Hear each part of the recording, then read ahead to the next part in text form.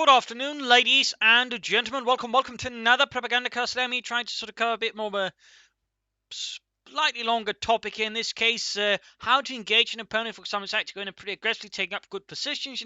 What do you do in these cases? In this case, it's sort of what I found myself in a recent match. As the Wehrmacht, I was trying to tier 2 rush versus the British, as that's what I tend to work the best there. In this case, I was caught pretty off guard here, but 3 Weckler, my opponent, rushing straight for my points here with Vickers and sections, basically blocking off here. So, the question basically became, what do I do then in this case? I basically sort of tried, well, how about we try playing around? It's something, occasionally tell to people, instead of, just bashing your head in, play around, try to outmaneuver your opponent instead of just relying on brute force. So instead of just trying to engage Weckler here and be caught up in a fruitless war of attrition, instead I try to play around, get behind his forces since he's not weak up there. And again, I'm trying to sort of keep pace so we get to see the action, but, not too fast, but not too slow. I'm hoping 4 times speed sort of works. I mean, it can slow down to 2 times speed, but even then, it might.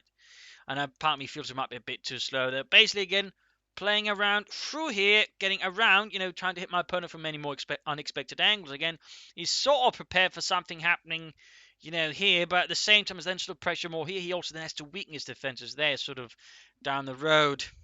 So overall, my strategy here becomes one of sort of mobility, supported by machine guns sort of hold up strong points, while 2-2's pioneers and sort of heavy infantry sort of run between, doing all the work there. Basically using the MD-42s again, for example, to lock down the points a bit more hard. We can see our opponent, of course, begins bringing up anti-tank guns, but again, because I'm actually swung to a mobile strategy, I'm going to be constantly sort of shifting that one about as well. And also now, of course, that he's actually managed to hit here. Again, we can sort of see the effort here. Again, initially he was strong here, but because I didn't proceed to attack through here and here, he's then been forced to denude this part of the front, pulling further back. Again, so that's the key, sort of, again, attacking different places, flanking, outmaneuvering, instead of just relying on brute force. You can force your opponent to dance to your tune, react to your movements, instead of you just reacting to theirs and suffering horribly for it. As the Wehrmacht, I do think that's important, which of course makes it interesting since they are the defensive faction, sort of one of them, the most defensive at the moment, at least according to Relic. But again, play aggressively and, fleet of foot, and you can usually, get quite well around it. And of course, double 2-2s, for example, works pretty well in this case. Fixing up the 2-2 here, MD-42s remaining here sort of as a reserve. You got a sniper on the way there for Weckler, sort of further try and bleed me out. Encirclement here works well. Sprint sort of allows me to be even more mobile. Stormtroopers, breakthrough in theory also allows me to, of course, and also the other bits. So, I mean, that sense of doctrine suits it quite nicely. Section there with artillery there being ready, bit shot at, and here being caught, trying to cover up its flank with mines, but in this case a bit too close. As you can sort of see, I'm sort of preparing to make another push here for the house. At the same time, sniper arrives here. I'm sort of being kept up here, but at the same time, the key is, even though I'm being sort of engaged heavily there, I, try not to, too much either. Try not to get too caught up in his pace. And there we go. 2-2's attack from 7 points. Pioneer sneaking up behind there. And there we go. Following up with an MD-42 and Stormtroopers. All of a sudden, I'm unleashing an assault from several points. And from points he didn't expect. For example, right behind him. Wiped the Vickers there. Lost 1 2-2. But I'm actually causing quite a bit of damage there too. And wiped out his 6-pounder gun. Wiped the Vickers, and all of a sudden most of his forces are now caught here in the middle of the map with the little territory connected. And it's all achieved for, again, not just attacking head on, but constantly sort of looking for where he's not defending, where he's not prepared, and then sort of striking there. Constantly sort of trying to keep him off balance, off foot, and off guard. And again, his sniper can't move there. The sniper's having out time there with the MD-42. He's called up some commands to, deal with other troops. In this case, a sprint away to get away from them. In fact, running towards the MD-42 here. In the south, troops, of course, moving in there. He's sort of trying to catch in. And there you go. Panzergun is moving up. Even the commander's being occupied. The Panzergun is moving forward. In this case, using sprint to close in. Sprint in that department also helps catching stuff like snipers. So there we go. All of a sudden, my opponent here has actually taken a lot of damage again. He's not really got a lot of map control. I've gotten actually the fuel, and again, that's despite, again, what you normally think he's in a strong position there, holding the point here, the house here, with machine guns and infantry and so on there. But again, just because you're holding one point, it only works if your opponent allows it to, which, of course, in this case, I, did my best not to. So hopefully, again, the point is sort of coming across here as, what to do in these situations. In this case, I'm actually sacrificing a pioneer squad, well aware I might, lose it because I'm actually realizing, I'm actually pushed far ahead, and the British can nonetheless take up faster rather, trying to, push my luck. I decide, to go for an anti-tank gun just in case. This was basically me sort of playing it very, very safe. So Stormtroopers there go pressing a bit in the north here, trying to push back my opponent, keep them a bit off guard as well, defend the fuel points, and again sneaking up behind again, try to attack from as many angles as possible, making it harder for the opponent so you can cut you down. And of course, use the MD-42 to support them. As the Wehrmacht, I do find, using the MD-42 sort of supportive offensive element and so on, that can actually work out much better than just doing nothing here. MD-42 lost, but Vic is stolen, so it sort of works out. Either way, though, I've denied my opponent a machine gun, which was sort of the primary goal there in the end. Also got armor on the way here. In this case, I'll rush out the Ostwind because, well, I primarily got an infantry opponent. And again, fuel control, of course, informs me to a larger part that I'm pretty sure, I'm still got an anti-tank gun. And again, with the fuel I've got, I can quickly rush out the Stuke to support my Ostwind in any case. So, yeah, again, maneuver, flanking, hit the weak spots, hit the resource spots, and of course, again, try not just to bash your head into a wall. It tends to be quite sort of, functional tactical elements. And now with the Ostwind up there, of course, I got more pressure against him. That's going to force him, of course, to further react with an anti-tank gun.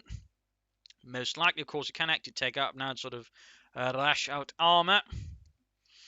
Going for the fuel point again, but he's very much struggling and actually maintaining it. He's sort of trying to push forwards, but again, my constant sort of flanks, maneuvers, and so on there is making it very difficult for him to maintain any front because, again, he's just sort of wrecked in the same spots, and he's never really trying to defend them. He's not focused on getting an armored car, which would actually, to a large degree, have helped him a bit. They're trying to rush up for armor, which would also help keep him a bit safe there. Section they're getting blasted by the Ostwind. Of course, an armored car would further delay any armor out, so of course that might not be quite what he wants. Of course, it just gives me more time to bring out more armor. But again, continue sort of attacks from different angles, and a reluctance to just bash head into wall. So again, he's all of a sudden back here. Sappers heading southwards to do a bit of work there, running straight into Stormtroopers. Tactical advance, quickly getting down the Sappers in a matter of seconds. Getting ready for another push here. Sniper section anti-tank, and in this case, what I'll do is just withdraw peacefully, allowing to take the point, still just trying to fight, and then set up for another flank. In this case, the MD-42 for some reason set up in a really stupid angle. No idea what there, but again, basically allowing to move up there, gently laying down some mines, and then, sort of trying to slightly harass flank in there. In this case, the time it's not quite ready for it. They'll still do it here, catching a section off guard. Again, I mean, sometimes the best defense is a good counterattack, but from an angle your opponent isn't expecting that way, disrupting their attack. A bit of a backhand blow, if you will. Stuke down the way with pin-up machine gun going up there for it to sort of act as infantry, which I always find is helpful. Sniper pushing forwards, anti-tank gun sections. Again, he's sort of making a big push for the fuel. And in this case, again, I'm setting up here with troops attacking through here again to hit the flanks. And then once that happens, I attack from the front as well, amidst all the chaos. Again, using sprint to give more mobility. And there you go, even further going for breakthrough to sort of further push in. Again, using speed and firepower, and there you go, game over. Again, the point I was sort of trying to get through with this match, again, I'm not entirely sure I was succeeding in. I'm always trying to expand against something more going with the Propagandacast there, sort of in terms of strategy, sometimes the key is not just to try and wear down your opponent by directly attacking, but actually trying to maneuver and catch him off guard. Again, had it just gone on to slug out fight there with Vekla, I would have lost. But again, by out-maneuvering, relying on speed, mobility, and sort of attacking from unexpected angles, I was actually able to beat him and his troops, several times over, deny him a lot of resources, build ahead for an arm advantage, and, slowly but surely beat him into submission, wrecking him hard, and just getting a lot of kills, and overall not suffering too badly in the process, really. So there you go. Again, hopefully the lessons learned. Again, the art of flanking maneuver. Again, not just relying on brute force, but actually trying to catch your opponent off guard from different angles, and always trying to look for the best spot to attack through. And again, when it comes to its speed, it's of importance once you begin going. I mean, a lot of players will just sort of all of a sudden stop up, but once you're going, you just have to go through it no matter what, because if you suddenly stop up there, you become a target. So again, a bit more of an experimental propaganda cast layer. Again, hopefully it's, of use, but again, if not, my apologies. But again, if you're watching, subscribe, like, share, comment on it. This is Imperial Dane signing off for today. It's Imperial Dane, not Dine, but Dane signing off for today, and hopefully, again, we might see more of these down the road. Cheers.